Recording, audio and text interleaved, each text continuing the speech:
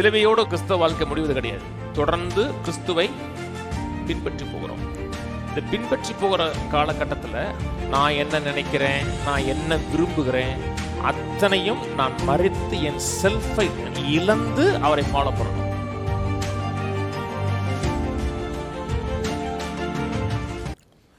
அப்பொழுது இயேசு தம்முடைய சீசர்களை நோக்கி, ஒருவன் என்னை பின்பற்றி வர விரும்பினால் அவன் தன்னைத்தான் வெறுத்து தன் சிலுவை எடுத்துக்கொண்டு என்னை பின்பற்ற கடவன்.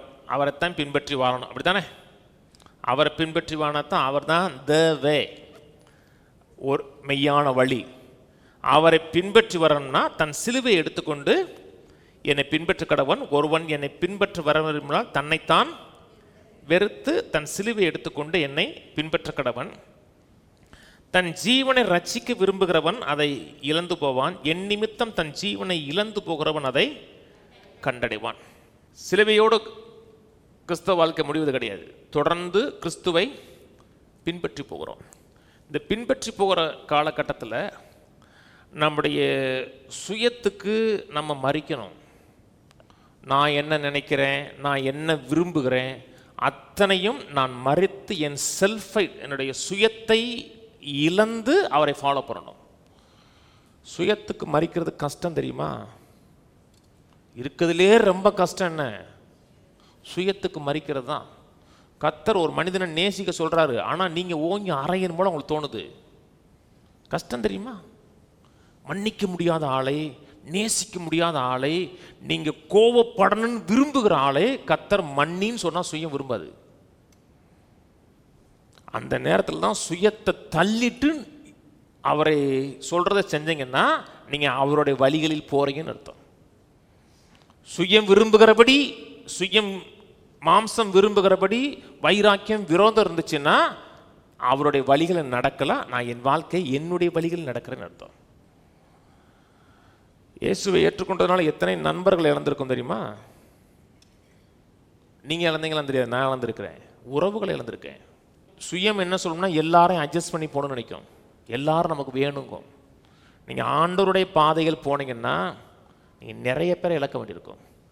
நீங்கள் ஆண்டவருடைய வழியில் போகலைன்னா இந்த உலகத்தின் இருள் உங்களை அப்படி வந்து பிடிச்சிரும். உலகத்தின் இருள், உலகத்தின் ஆலோசனைகள், உலகத்தின் சிந்தைகள் அப்படி வந்து உங்களை ஆட்கொள்ளும். அதனால தான் ஒவ்வொரு சூழ்நிலையிலையும் தன்னை வெறுத்து, தன்னை வெறுத்துன்னா சோறை வெறுத்து கறிமீனை வெறுத்துன்னு சொல்லலை, அது தன்னை இல்லை, தன்னுடைய சுயத்தை வெறுத்து. அதெல்லாம் நல்லா சாப்பிடணும், சோறு சாப்பிடணும், கறி மீன் சாப்பிடணும், அது வேற, அது வேற. சுயத்தை, சுயம் சொல்லுது பார்த்தீங்களா, செல்ஃபு. அப்போஸ்தலன் நான் மரித்தேன்கிறார் பார்த்தீங்களா? அப்படி நான் மரித்தேன், இனி வாழுகிறேன். இப்போ நான் அல்ல, கிறிஸ்துவே வாழுகிறார். அவர் என்னை லீட் பண்றாருங்கிறாரு. அதான் கிறிஸ்தவ வாழ்க்கை. ரட்சிக்கப்பட்டேன், ரட்சிக்கப்பட்டதுக்கு அப்புறம் ஏன் வழி தனி வழினீங்கன்னா கஷ்டம். ரட்சிக்கப்பட்டதுக்கு அப்புறம் ஒரே ஒரு வழி தான், இயேசுவை கண்டினியூவா ஃபாலோ பண்ணி போகணும். கிறிஸ்தவ வாழ்க்கைங்கிறது விளையாட்டு விஷயங்களே. கிறிஸ்தவ வாழ்க்கையில் நிறைய சாக்ரிஃபைஸ் பண்ணுங்க தெரியுமா? நீங்கள் மக்கள் வந்து சாக்ரிஃபைஸ் பண்ணக்கூடாதுன்னு நினைக்கிறாங்க. எதுவும் சாக்ரிஃபைஸ் பண்ணக்கூடாது. நான் வருவேன், நான் இருக்கிறது மாதிரி இருப்பேன், நான் இருக்கிறது மாதிரியே நீ ஏற்றுக்கொள்ளணும். அப்படித்தான் ஏற்றுக்கொள்வேன். அதுக்கப்புறம் ஏற்றுக்கொள்ள முடியாது. அதுக்கப்புறம் நீங்கள் மாறணும். இருக்கிற மாதிரி உங்களை ஏற்றுக்கொள்றாரு கர்த்தர். வேதத்தில் இயேசு வந்து தன் சீசர்களை திட்டினார் தெரியுமா? புத்தி இல்லாத மந்த இருதயம் உள்ளவர்களேன்னு திட்டினாரு. இயேசு தன்னை நேசிக்கிறவங்களும் அவிசுவாசம் உள்ளவர்களேன்னு திட்டினாரு. அவங்கள ரிபீக் பண்ணி சரிப்படுத்தினாரு.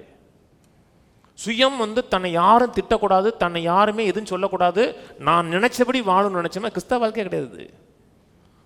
அதான் சொன்ன, தன் ஜீவனை இழக்கிறவன் ஜீவனை பெறுகிறான்னாரு. உன்னை சாக்ரிஃபைஸ் பண்றான், இன்னொன்று மேலான ஒன்னதை அவன் அப்டைன் பண்றான். அதான் கிறிஸ்தவ வாழ்க்கை. கிறிஸ்தவ வாழ்க்கையை வாழணும்னா முழுக்க முழுக்க இயேசுவை பின்பற்றி வாழணும். இது நடந்த சம்பவம். ஒரு பிரசங்கர் ஆப்பிரிக்கா போனார். இயேசுனா தெரியாத ஆப்பிரிக்கன் ஜங்கிள். அது இதுனா ஒரு 40-50 வருஷத்துக்கு முன்னாடி. ஆப்பிரிக்கன் ஜங்கிள்லாம் தெரியும் இல்லையா? அடர்ந்த காடு. அதில் முதல்ல போய் ஒரு ட்ரைபை சந்திச்சிட்டாரு. அந்த ட்ரைபை முதல் ஒரு பழங்குடி மக்களை சந்தித்து அவங்களை கிறிஸ்துவுக்குள்ளே நடத்திட்டார். கிட்டத்தட்ட எல்லாருமே ஏற்றுக்கொண்டாங்க. அவருக்கு வந்து இது ட்ரைபு ஏன்னு வச்சுங்களேன், முதல் ட்ரைபு ஏற்றுக்கொண்டார். அடுத்த ட்ரைபு வந்து கொஞ்சம் கொடூரமான ட்ரைபுன்னு கேட்குறாரு. பழங்குடி மக்கள்கிட்ட வந்து போகிற ரிஸ்க்குங்க, ஆளை காலி பண்ணிடுவாங்க. உங்களை தான் முதல் இறையாக பெஸ்ட்டு இறையாக பார்ப்பான், அவன் சூப்பர் இறை தேடி வந்திருக்கலாம் பார்ப்பான். செகண்ட் ட்ரைபுக்கு போகணும், அங்கெல்லாம் நீங்களாம் போக முடியாது. அங்கே வழி தெரிந்தவர்கள் போனால் தான் போக முடியும், இல்லாட்டா நீங்கள் எங்கேயாவது மாட்டிட்டு பசியிலே செத்து போவீங்க. அப்போது அந்த ட்ரைபுடைய ஹெட்டுகிட்ட கேட்கும்போது அங்கே போக விரும்புகிறேன்னு சொன்ன உடனே ஒரு ஒல்லியாக ஒருத்தன் கோமணம் கட்டிட்டு வந்து நான் கூட்டு போகிறேன்னு இருக்கான். அவனை பார்க்கும்போது ஒரு அருவருப்பாக இருந்திருக்கு. இவன் ஒரு கோமணம் கட்டியிருக்கான், இவன் நம்ம வழி நடத்துகிறதான்னு சொன்னோடனே வேறு வழியே இல்லை. அந்த கோமணம் கட்டுறவன் நிற்கிற இடத்துல நீங்கள் நிற்கணும். அவன் வலதுன்னா நீங்கள் வலதுங்கணும், லெஃப்ட்லாம் லெஃப்ட்டுங்கணும். அவனை நீங்கள் அப்படியே ஒவ்வொரு ஸ்டெப்பாக ஃபாலோ பண்ணிங்கன்னா ஏலேருந்து பி கூட்டு போவான். கிறிஸ்தவ வாழ்க்கையாக தான். எனக்கு எல்லாம் தெரியும், நான் நினச்சபடி தான் வாழுவுன்னு நினச்சிங்கன்னா இந்த உலகத்தில் இருக்க இருள் நம்மை சூழ்ந்துடும். உலகம் இருள் நிறைந்த இடம். இந்த இருள் நிறைந்த இடத்துல தேவன் நமக்காக வைத்திருக்க நித்திய நோக்கத்தை அடையணும்னா ஒவ்வொரு காலகட்டத்திலையும் அவரோட பழகணும், பேசணும், அவர்கிட்ட விசாரிக்கணும். நானும் டிசிஷன் எடுக்கக்கூடாது. ஆண்டவரே வழி என்ன, என்ன சொல்ல விரும்புகிறீர், என்ன செய்ய விரும்புகிறீர். அப்படி இருந்தீங்கன்னா அவர் ஒவ்வொரு காரியத்துக்கும் தேவையா இருப்பார்.